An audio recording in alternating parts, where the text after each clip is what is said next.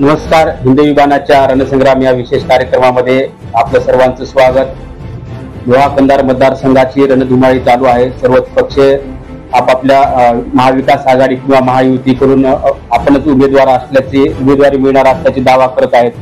या संदर्भामध्ये लोहा कंधार मतदारसंघाच्या निवडणुकीच्या संदर्भामध्ये आपल्यासोबत सविस्तर चर्चा करण्यासोबत ज्येष्ठ पत्रकार आहेत डॉक्टर गंगाधर डोगरे सर. नमस्कार.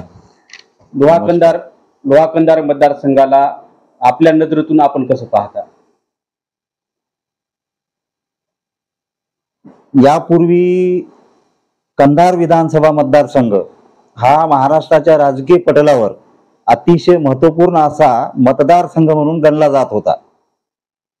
स्वातंत्र्याच्या नंतर पहिली निवडणूक ज्यावेळेस झाली त्यावेळेस स्वातंत्र्य संग्रामामध्ये, मराठवाडा मुक्ती संग्रामामध्ये या भागातून मोठा लढा झाला. त्यामुळं मंतरलेल्या त्या दिवसामध्ये 1952 सालीच्या विधानसभा निवडणुकीमध्ये टिळकीचे गोविंदराव मोरे यांना काँग्रेस पक्षाने उमेदवारी दिली आणि ते प्रचंड मतानं विजयी झाले. म्हणजे स्वातंत्र्याच्या नंतर काँग्रेसला पहिल्यांदा यश हे मिळणं साहजिक होतं.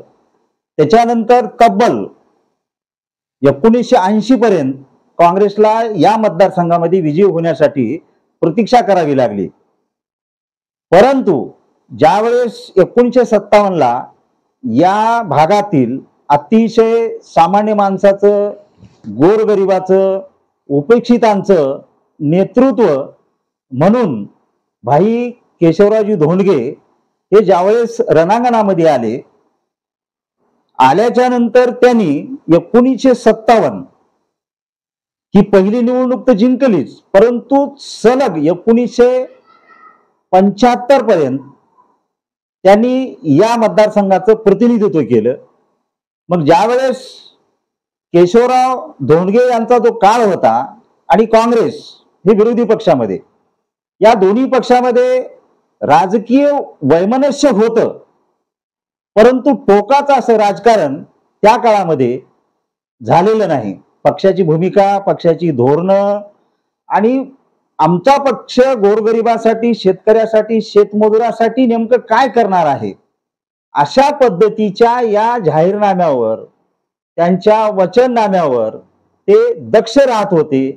आणि जनता सुद्धा, मतदार सुद्धा आपल्या बाजूनं कुठला नेता, कुठला पक्ष आपल्यासाठी काय करू शकतो या अनुषंगानं मतदान केलं जात होतं. त्यामुळे केशवराव धोंडगे यांनी या मतदारसंघामध्ये काँग्रेसला आपल्या कार्यकाळामध्ये कधीही विजयी होऊ दिलं नाही. परंतु 1977ला म्हणजे आणीबाणीच्या नंतर ज्यावेळेस केशवराव धोंडगे हे लोकसभेला गेले आणि विधानसभेला भाई गुरुनाथराव कुरडे थांबले, 1977च्या या निवडणुकीमध्ये भाई गुरुनाथराव कुरडे हे विजयी झाले. परंतु त्यानंतर झालेली 1980ची जी काही विधानसभेची निवडणूक होती त्यावेळेस पुन्हा ईश्वरराव भोशीकर यांच्या रूपानं काँग्रेसला पुन्हा ही जागा जिंकता आली. मग 1980 संपल्यानंतर 1985ला पुन्हा भाई केशवराव धोंडगे पुन्हा इथं आले. 1989ला पुन्हा 90ला पुन्हा भाई केशवराव आले आणि त्यांनी दोन्ही वेळेस या इथल्या निवडणुका जिंकल्या.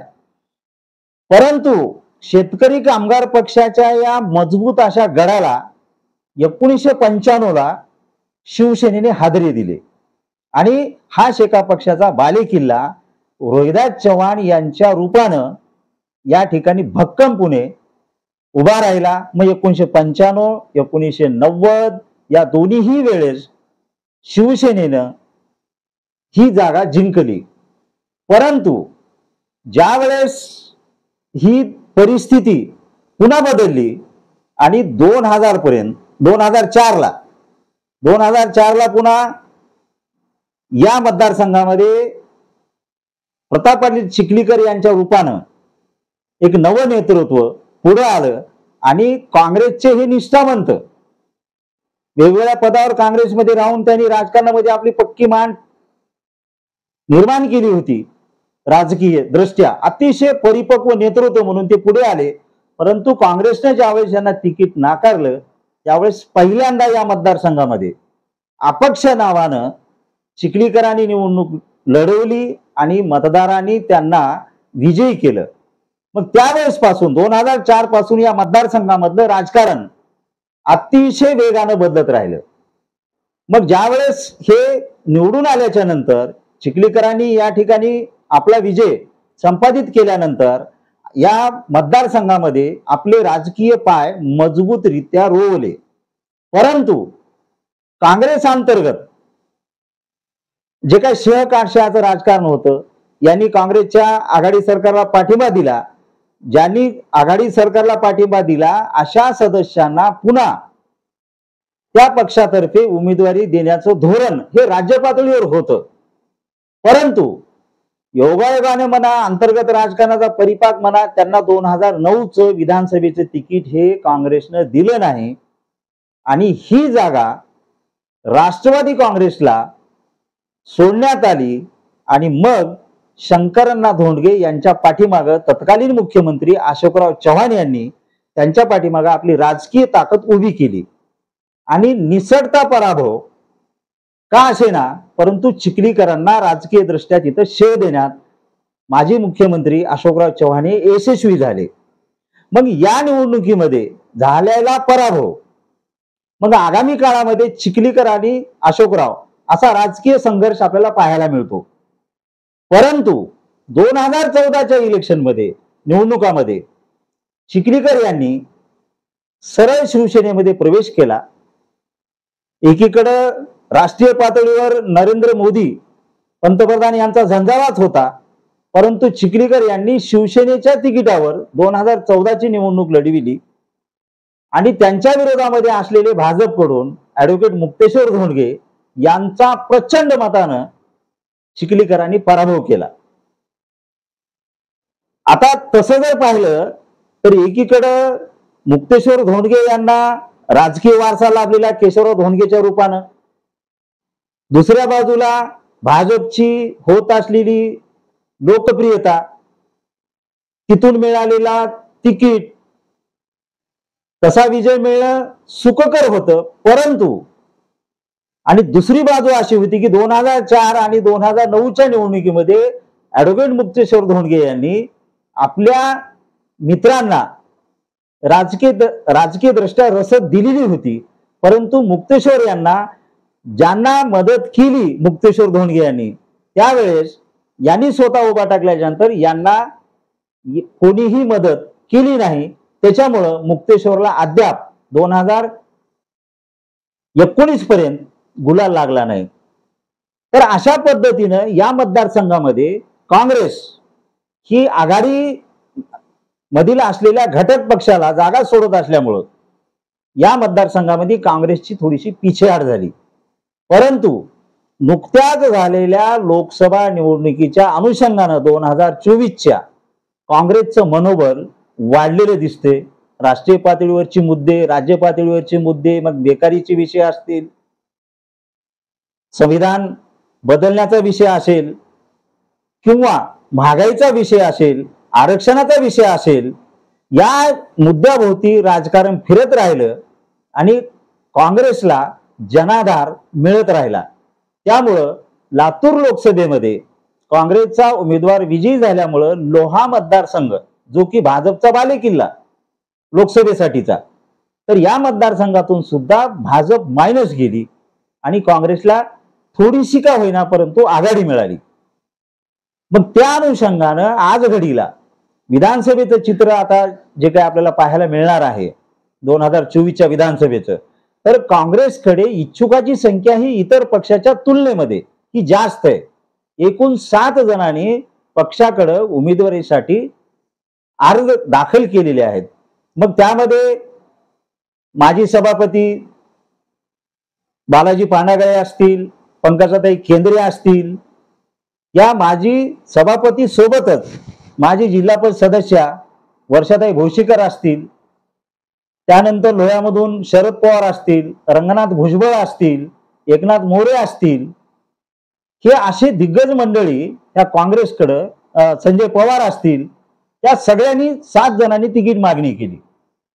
मग काँग्रेस नंतर काँग्रेसला एक विश्वास निर्माण झाला की आपली जे काही पूर्वी आपल्या बाजूने जे असलेला मतदार होता तो लोकसभेच्या निमित्तानं हा जोडलेला आहे. त्याच्यामुळे काँग्रेसमध्ये तिकीट मागणाऱ्याची जी काही संख्या आहे ती वाढली असेल.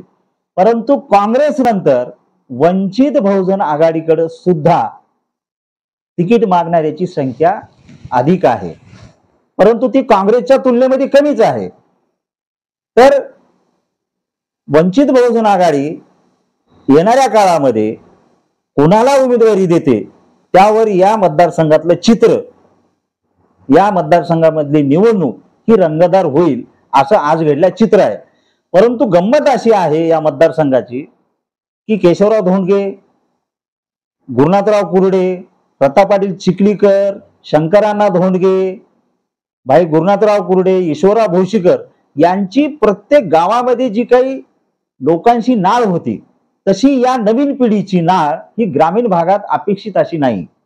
कारण का यांचं राजकीय जीवन हे जरी यांना राजकीय वारसा भक्कम जरी असला तरी यांनी जनतेमध्ये जाऊन जनतेचे प्रश्न हाती घेऊन लढा उभारला, त्यांच्या प्रश्नासाठी सोडवणुकीसाठी हे धावून गेले. अशा पद्धतीचं चित्र हे कधी दिसलं नाही. अपवादानं 1-2 केले असतील, परंतु जे प्रत्येक गावामध्ये यांच्या कार्यकर्त्याची जी फळी होती या नेत्याची तशी ही फळी या दुसऱ्या फळीतल्या आज घडीला जे काही त्यांचे वारसदार आहेत त्यांच्यामध्ये ही आपल्याला प्रकर्षानं दिसून येत नाही. मग आज घडीला या मतदारसंघामध्ये 5 ते 6 तगडे उमेदवार निवडणुकीच्या रिंगणामध्ये राहण्याची शक्यता आहे. त्यामध्ये महायुतीकडला 1 उमेदवार राहील. मग महायुतीमध्ये नेमकी जागा कुणाला सुटणार? भाजपला सुटणार का शिवसेनेच्या शिंदे गटाला सुटणार का अजित पवारच्या राष्ट्रवादी गटाला सुटणार? या तिघांमधून नेमकी जागा कुणाला सुटणार हा एक अतिशय महत्वाचा विषय आहे. तशाच पद्धतीनं महाविकास आघाडीमध्ये सुद्धा काँग्रेस, राष्ट्रवादीचा शरद पवार गट आणि शिवसेनेचा उद्धव ठाकरे गट, उभाटा या तिघांमध्ये नेमकी जागा कुणाला सुटणार हा अतिशय महत्वाचा विषय आहे. सेवा जनशक्ती पार्टीचे प्राध्यापक मनोहर धोंडे दावा करतात की मलाच महाविकास आघाडीचे तिकीट मिळणार. शेतकरी कामगार पक्षाचे विद्यमान आमदार श्यामसुंदर शिंदे, त्यांच्या सुविध पत्नी आशाताई शिंदे सुद्धा म्हणणार की शेका पक्षालाच महाविकास आघाडीकडून ही जागा मिळणार. काँग्रेसचा उत्साह वेगळाच आहे की आम्ही आता इतके दिवस तुम्हाला पाठिंबा दिला, आम्हाला आता काँग्रेसला चांगले दिवस आलेत, लोकसभेला आम्हाला आघाडी दिली त्याच्यामुळं आम्हालाच मिळणार. हे अशा पद्धतीनं या दोन्हीही युती आघाडीपेक्षा काँग्रेस अंतर्गत उमेदवारी जास्त, महाविकास आघाडी अंतर्गत रस्सीखेच ही अधिक आपल्याला पाहायला मिळते. राहिला प्रश्न अपक्षांचा. आता अपक्ष म्हणून भाई प्राध्यापक डॉक्टर पुरुषोत्तम धोंडगे हे तयारी करत आहेत. पण ही तयारी करत असताना पक्षाचं लेबल कुठलं घेणार का अपक्ष राहणार हा येणारा काळ सांगेल. परंतु आज घडीला ते निवडणूक रिंगणामध्ये हे राहणार हे तेवढंच निश्चित आहे, कारण का त्या दृष्टीने ते तयारी करत आहेत. परंतु त्यांना कशा पद्धतीने साथ मिळती, त्यांनी केलेलं जे काही कोरोना काळातलं काम असेल, शस्त्रक्रिया, आरोग्य शस्त्रक्रिया असतील, डोळ्याच्या शस्त्रक्रिया असतील, या संदर्भात त्यांनी आपलं नेटवर्क वाढविण्याचा प्रयत्न केला. परंतु त्यांना महायुती आणि महाविकास आघाडीचा कोणता उमेदवार राहील आणि त्यांच्या पुढे कोणती राजकीय रणनीती आखावी लागेल अशा पद्धतीची तयारी, अशा पद्धतीचं त्यांचा राजकीय चक्रव्यूह भेदण्यासाठी पुरुषोत्तम धोंडगे यांना आपलं सर्वस्व राजकीय कसब हे पणाला लावावं लागणार. अन्यथा ते त्या निवडणुकीच्या रिंगणामध्ये भक्कमपणे उभा टाकू शकत नाहीत. कारण का या भागामध्ये भाई केशवराव धोंडगे यांना मानणारा जो गट आहे, जी की जनता आहे, ती जनता आपल्या सोबत घेऊन नवीन पिढीला आणि जुन्या पिढीला असा एकत्रित आणून आपला विजय कशा पद्धतीनं होईल हे सांगणं आज घडीला तर कठीण आहे. सर, आपण आता जर पुरुषोत्तम धोंडगे यांच्या संदर्भामध्ये जर बघितलं तर त्यांचे स्वतःचेच भाऊ जे ॲडव्होकेट मुक्तेश्वर धोंडगे आहेत, मुक्तेश्वर धोंडगे आणि पुरुषोत्तम धोंडगे यांच्यामध्ये वाद आहे आणि हे उघड आहे, जनतेला सर्व माहिती आहे दोघांमध्ये वाद आहे. कारण मुक्तेश्वर धोंडगे हे एकनाथ पवार यांचं काम करत आहेत, त्याच्यामुळे हा विजय त्यांच्यासाठी कसा मानला जाईल? राजकारणामध्ये आज भाऊ आणि बहीण या दोघांचा जाहीर वाद आहे. प्रताप पाटील चिखलीकर आणि आशाताई शिंदे यांच्यामध्ये वाद आहे, परंतु हे निवडणुकीमध्ये एकमेकाच्या समोर उभा टाकतील हे आजही या भागातील जनता थोडीशी साशंक आहे. कारण का शेवटी राजकारणाच्या पलीकडे जाऊन जे काही नाते असतात ते नाते तुम्हाला सांभाळावे लागतात.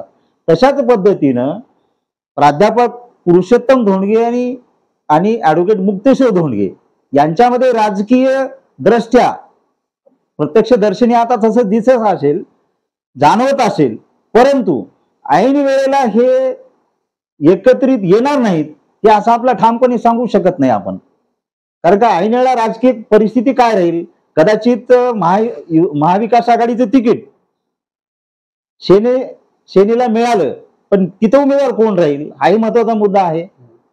मग भाऊ जवळचा का पक्षाचा एक व्यक्ती जवळचा हा ज्यावेळेस प्रश्न येईल त्यावेळेस मुक्तेश्वर धोंडगेची भूमिका ही निर्णायक राहील. आणि तशा पद्धतीने जर समजा निर्णायक भूमिकेवर जर समजा मुक्तेश्वर धोंडगे आले तर मला नाही वाटत की त्यांनी भावाच्या विरोधामध्ये प्रचार करतील. कारण का शेवटी भाऊ भाऊच असतो आणि पक्ष पक्षच असतो. हे अनेकदा आपल्या या लोहा कंधार तालुक्यामध्ये त्याचं अनेकदा आपण हे दोघं जर भाऊ जर वेगवेगळे जर राहिले तर भूमिका काय चित्र राहणार आहे? दोघं भाऊ जर समजा वेगवेगळे राहिले तर दोघांचंही राजकीय नुकसान होणार आहे.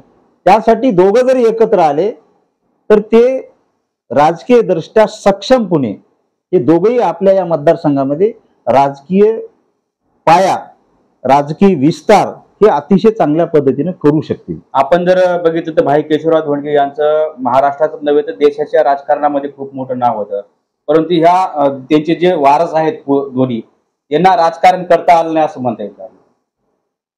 नाही, राजकारण करता आलं नाही म्हणण्यापेक्षा आपल्या देशामध्ये राज्यामध्ये देशातल्या पेक्षा आपण राज्यातला विचार करू. गोपीनाथराव मुंडे आणि धनंजय मुंडे हे वेगवेगळ्या पक्षात होते. त्याच्यानंतर पंकजाताई आणि धनंजय हे बहीण भाऊ सुद्धा वेगवेगळ्या पक्षात होते. मग काळाच्या ओघामध्ये हे एकत्र आले. आत्ता तसंच रामराव अधिक आणि गोविंदराव अधिक यांचंही असंच होतं. रामराव अधिक एकीकडं, गोविंदराव अधिक एकीकडं.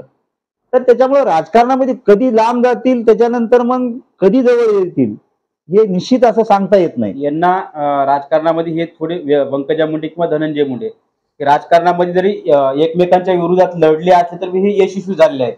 पण या ठिकाणचं 2019 ची निवडणूक जर आपण शिवसेनेकडून ॲडव्होकेट मुक्तेश्वर धोंडगे यांनी लढवली त्यावेळेस कुठेतरी यांचे सख्खे भाऊ विरोधात असल्याची जोरदार चर्चा चालू होती. त्यामुळे या निवडणुकीमध्ये मुक्तेश्वर धोंडगे यांना मदत करतील असं मला वाटतं. नाही, 2000च्या निवडणुकीमध्ये पुरुषोत्तम धोंडगे हे निवडणुकीत होते, त्यांच्यासोबत ॲडव्होकेट मुक्तेश्वर धोंडगे यांच्यासोबत होते. परंतु या निवडणुकीमध्ये आज घडीला तशा पद्धतीचं जरी आपल्याला दिसत नसलं तरी ऐन वेळेला हे दोघं एकत्र येणार नाहीत असं कुणी सांगू शकत नाही. तसं आशाताई आणि प्रताप पाटील चिखलीकर हे आज घडीला दिसतात, हे वेगवेगळ्या ठिकाणी जाहीर भूमिका पण घेतात हे एकमेकाच्या विरोधामध्ये. परंतु मतदारसंघामध्ये आजही तीच चर्चा आहे की हे एकमेकाच्या समोर उभा टाकतील का? टाकणार नाहीत असाच मतप्रवाह आहे. हे एकमेकाच्या विरोधामध्ये उभा टाकणार नाहीत. मग 2019 साली प्रताप पाटील चिखलीकर यांची जी काही कार्यकर्त्याची फळी होती ही फळी पूर्ण श्यामसुंदर शिंदे यांच्या बाजूने होती. म्हणून श्यामसुंदर शिंदे यांचा विजय हा सुखकर झाला. मग कालांतराने हे दोघांमध्ये काय नेमका राजकीय वाद झाला हे ते दोघांना माहीत. पण जनतेचं मत असं आहे, जनता आजही तीच उघडपणे म्हणते की हे एकमेकाच्या विरोधामध्ये येत नाही. तसं मलाही वाटतंय की ऍडव्होकेट मुक्तेश्वर धोंडगे आणि प्राध्यापक डॉक्टर पुरुषोत्तम धोंडगे हे एकमेकाच्या विरोधात राहणार नाहीत, असं जनतेमध्ये सुद्धा एक चर्चा चालूच आहे. आता जर बघितलं तर नांदेडची पोटनिवडणूक, लोकसभेची पोटनिवडणूक आपल्या महाराष्ट्राच्या विधानसभा निवडणुकीच्या सोबतच होईल. अशा परिस्थितीमध्ये प्रताप पाटील चिखलीकर यांची नेमकी भूमिका कशी राहणार आहे? तुम्हाला पत्रकारितेच्या नजरेतून तुम्हाला कसं वाटतंय? विधानसभा निवडणूक लढवतील की लोकसभेला जातील? काय भूमिका राहील त्यांची? प्रताप पाटील चिखलीकर आज घडीला द्विधा मनस्थितीमध्ये आहेत. नुकत्याच झालेल्या लोकसभेमध्ये त्यांचा पराभव झाला. पराभव झाल्याच्या नंतर त्यांनी सुतोवाच केलं होतं की मी आगामी विधानसभा लोहा मतदारसंघातून लढवणार. परंतु दुर्दैव या जिल्ह्याचं की खासदार वसंतराव चव्हाण यांचं निधन झालं.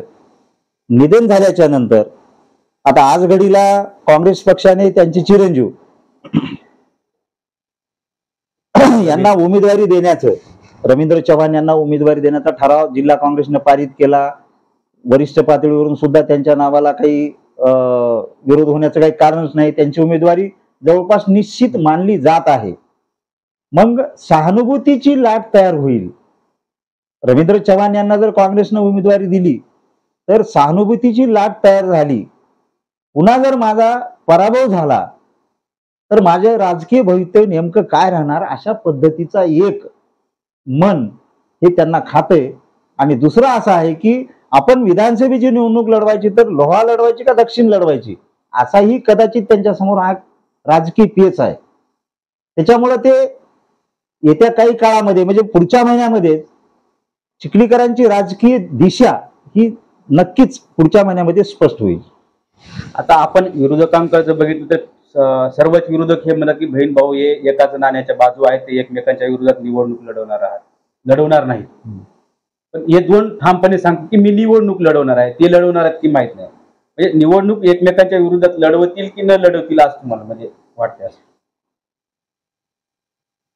अनेकदा आपण पाहतो सरळ उघड विरोध करणं आणि मौन धारण करणं याच्यात बरंचसं सामावलेलं असतं. म्हणजे काय अर्थ काढून घ्यायचा आपण राजकीय निरीक्षकांनी ते काढून घ्यायचा.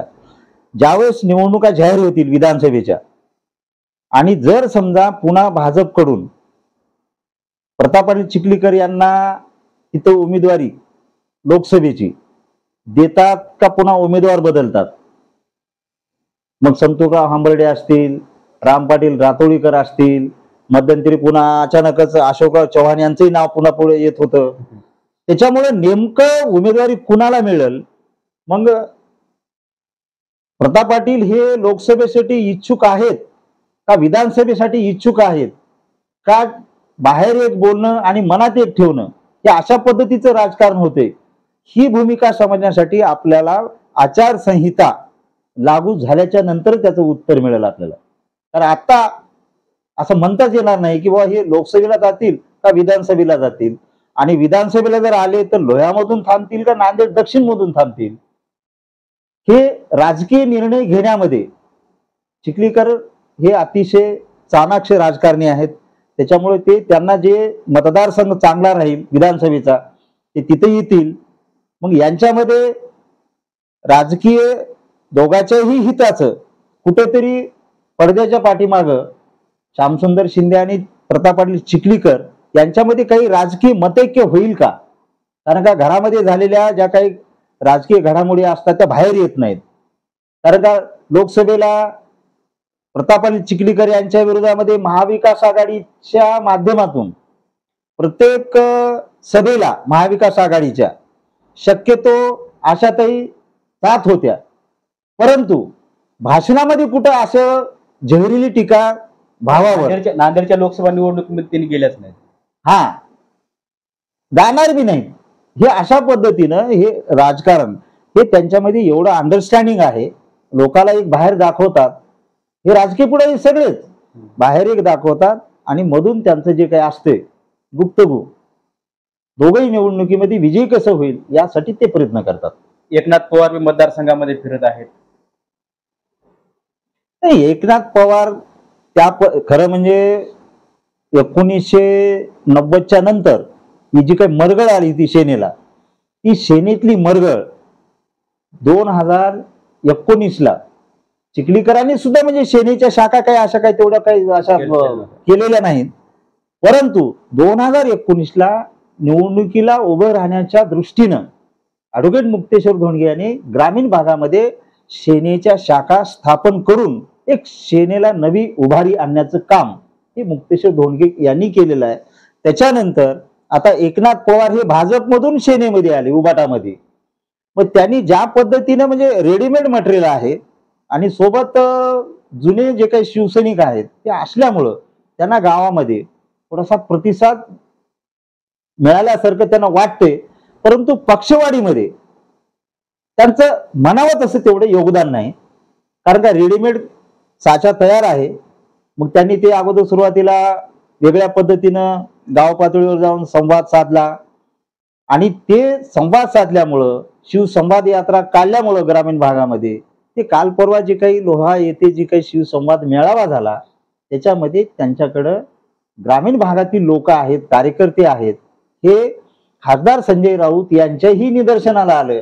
परंतु खासदार संजय राऊत यांनी सुद्धा डायरेक्टली एकनाथ दादा पवार यांना शिवसेनेची जागा दिली असं जाहीर केलेलं नाही. आमचे प्रयत्न चालू आहेत, आघाडीमध्ये आम्ही चर्चा चालू आहे, आमच्याकडे जागा सोडून घेण्याचा आम्ही प्रयत्न करू, कारण का आपण जर इथे या ठिकाणी उमेदवारी डिक्लेअर केली तर जी काही आघाडीतल्या घटक पक्षामध्ये जी काही विधानसभा मतदारसंघनिहाय जी काही बोलणी चालू आहे त्या बोलणीमध्ये कुठेही बाधा येऊ नये यासाठी शिवसेनेकडून सुद्धा सावध पवित्रा घेतला जात आहे. त्याच्यामुळे शिवसेनेमध्ये बी सध्या तर दोन गट दिसत आहेत, कारण रोहिदास चव्हाण आणि इथले जे तालुका प्रमुख असतील, जे जुने शिवसेनेचे पदाधिकारी आहेत त्यांच्यात आणि एकनाथ पवार मध्ये सुद्धा दोन गट असल्याचे दिसून येत आहेत. नेमकं कुठल्याही पक्षामध्ये ज्यावेळेस आपण सत्तेची साठमारी सुरू होते, एखादा पक्ष लोकप्रिय होत राहिला की त्यामध्ये नवीन आणि जुना हा वाद होतोच. परंतु आज घडीला शिवसेनेमध्ये उबाटामध्ये शिवसेना उबाटा गट कुठला जुना पदाधिकारी आहे? हे सगळे पक्ष हे पक्षामध्ये हे नवीन आलेले सगळे नेते आहेत. जुना कोण आहे?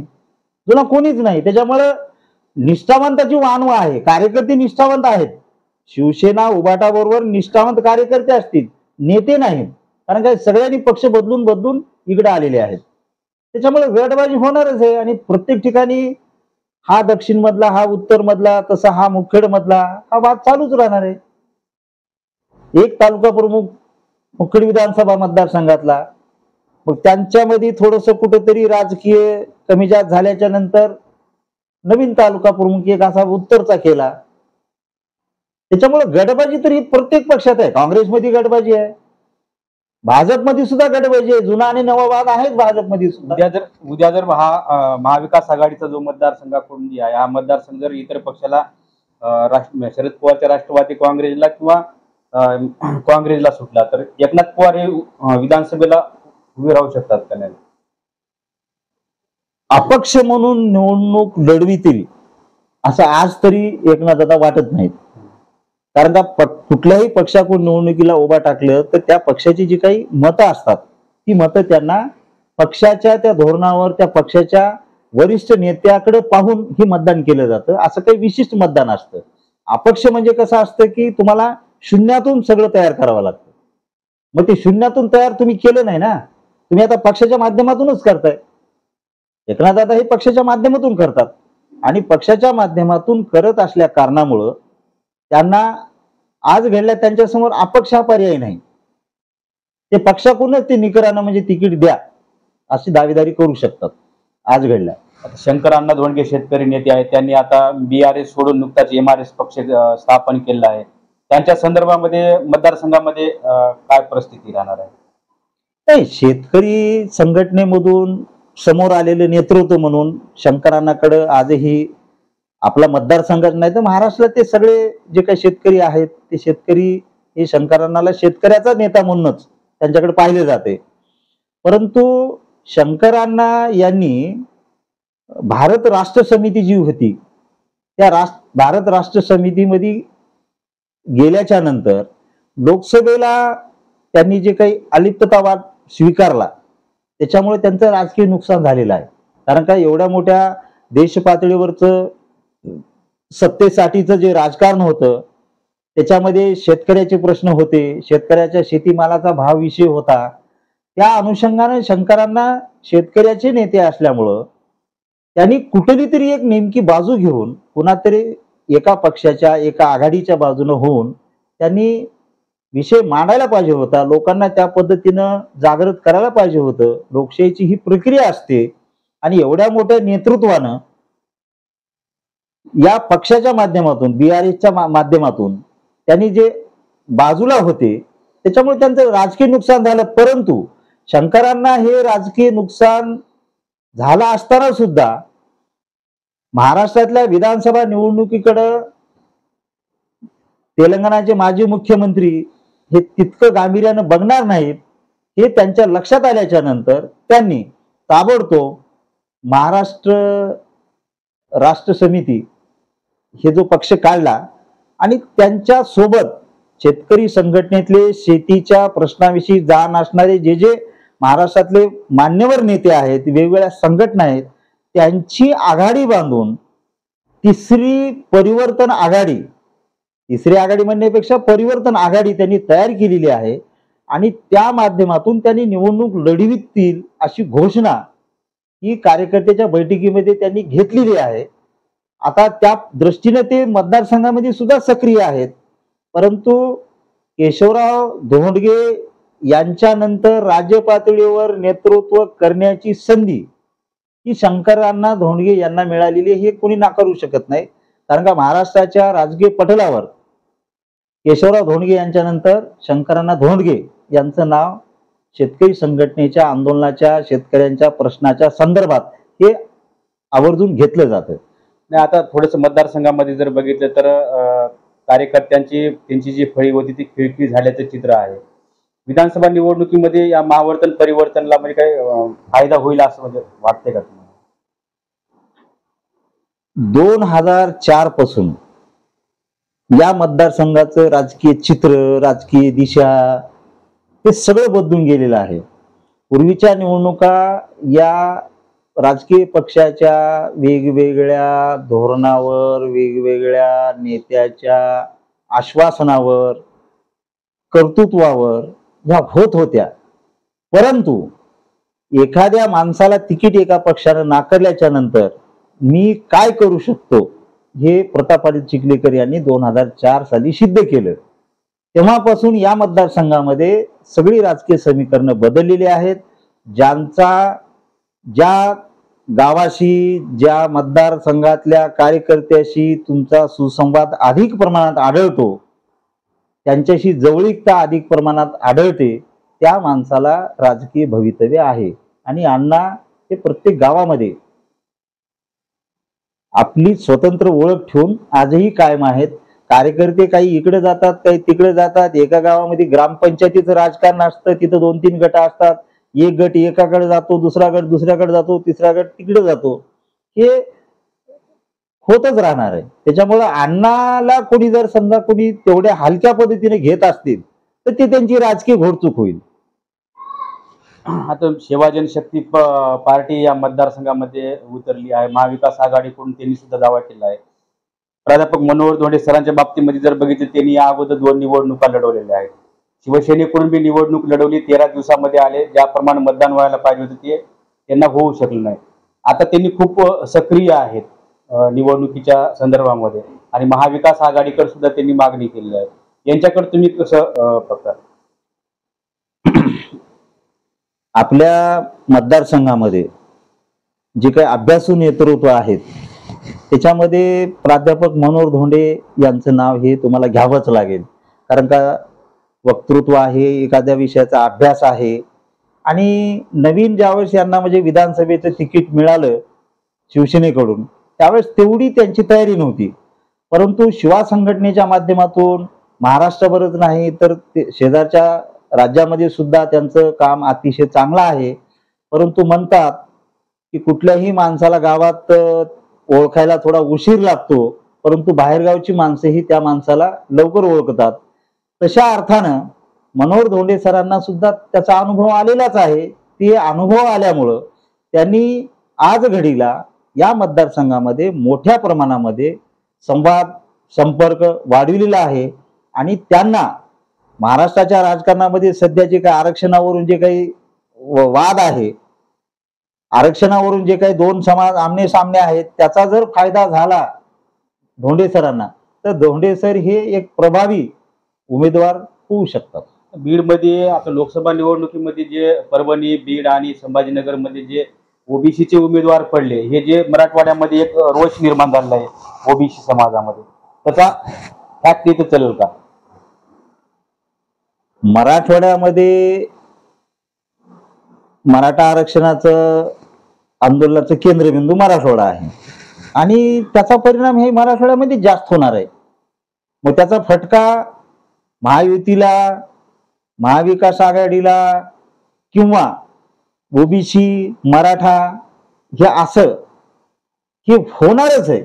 कारण का कोण कुणाला कसा पाठिंबा देईल, त्यांची राजकीय भूमिका नेमकी कशी राहील हे आपल्याला ऑक्टोबरमध्ये सिद्ध होणार आहे. तुमच्या नजरेतून सध्या पारड कुणाचं जड वाटतं? नाही, आज घडीला महाविकास आघाडी आज त्यांच्याकडे म्हणजे लोकसभेबरोबरच बरेच मुद्दे हे त्यांच्या बाजूने आजही आहेत. कारण का महायुती सरकारनं लाडकी बहीण योजना सुरू केली, त्याच्यामुळं लाडक्या बहिणीला जे काही मासिक जे मिळते 1500 रुपये, परंतु दुसऱ्या बाजूला जर विचार केला तर जी काही तरणी बांड डीएड बीएडची विद्यार्थी आहेत, ती जी आज सुशिक्षित बेकार आहेत, त्यांनाही कुठली तरी योजना किंवा नोकरी हे देणं अतिशय महत्वाचं आहे. त्या दृष्टीनं महायुतीनं करायला पाहिजे होतं. आता जे काही शिक्षक भरती केली जाणार आहे त्याच्यामध्ये सेवानिवृत्त शिक्षकांना त्या ठिकाणी नेमलं जाणार आहे. त्याच्यापेक्षा जर हे तरुण जे काही डीएड बेकार आहेत विद्यार्थी, त्यांना जर घेतलं तर हे त्यांच्या बाजूने आणखी थोडंसं पारडं जड होईल. लाडक्या बहीण योजनेचा मतदारावर काही परिणाम होणार नाही असं वाटतं? मतदारावर म्हणण्यापेक्षा लाडक्या बहिणीला घरी दाजी जो आहे तो दाजी आपल्या बायकोला कुणीकडे मतदान करायला लावेल, तो कुण्या पक्षाशी निगडीत राहील हे आताच काही सांगता येत नाही. त्यांचं कसं आहे, ग्रामीण भागामध्ये आज शेतीचे प्रश्न अतिशय किचकट आहेत. नुकतीच अतिवृष्टी झाली, हजारो एकर जे काही शेती होती ती पाण्याखाली गेली. मग सर्वे चालू आहे. 2023चं जे काही सरसकट अनुदान आहे ते आणखी मिळालं नाही. ते मिळाल्याच्या नंतर जे काही भाव आहे सोयाबीनचा, त्या सोयाबीनचा भाव त्या शेतकऱ्याला समाधानकारक मिळत नाही. कापसाला समाधानकारक भाव नाही. म्हणजे शेतकऱ्यांचे जे विषय आहेत ते वेगळे आहेत आणि शेतकऱ्याच्या घरची जी लाडकी बहीण आहे त्या शेतकऱ्यांच्या लाडक्या बहिणीला जसं शासन मदत करते त्याच्यापेक्षा शेतकऱ्याला अधिक आर्थिक आधार देण्याची गरज आहे. तरुणांना नोकरीची गरज आहे. हे विषय महत्वाचे विषय आहेत आणि त्या अनुषंगानं महायुतीनं ठोस अशी पावलं ही उचलण्याची गरज आहे. असेच राजकीय विश्लेषण पाहण्यासाठी हिंदवी बाणा लाईव्ह या चॅनलला सबस्क्राईब करा. आपण पुढच्या भागामध्ये महाराष्ट्राच्या राजकारणावर तोगरे सर यांच्या सोबतच चर्चा करणार आहात. आता आपण येथेच थांबू. नमस्कार.